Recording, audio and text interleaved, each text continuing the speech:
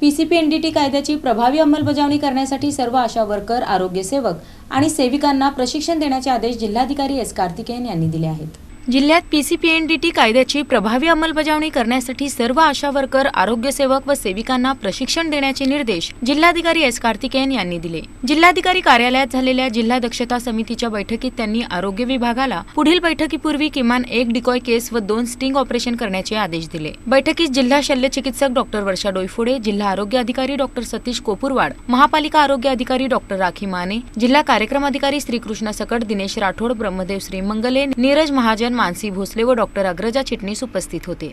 जिल्ह्यात एप्रिल 2025 ते मार्च 2026 या कालावधीत 0 ते 6 वर्ष वयोगटातील लिंग गुणोत्तर 957 इतके नोंदविण्यात आले आहे। जिल्ह्यात 243 सोनोग्राफी व 102 एमपीटीपी केंद्रे नोंदणीकृत असून विविध गुन्ह्यांमध्ये 50 आरोपींवर खटले सुरू असल्याची माहिती यावेळी देण्यात आली। बैठकीत राष्ट्रीय तंबाखू नियंत्रण कार्यक्रम, राष्ट्रीय किशोर स्वास्थ्य कार्यक्रम तसेच HIV एड्स कार्यक्रमाचाही आढावा घेण्यात आला। नागरिकांनी संशयास्पद बाबींची तक्रार www.amchimulgi.maha.in या संकेतस्थळावर तसेच 1800-233-4475 आणि 104 या हेल्पलाईन क्रमांकावर करण्याचे आवाहन प्रशासनाने केले।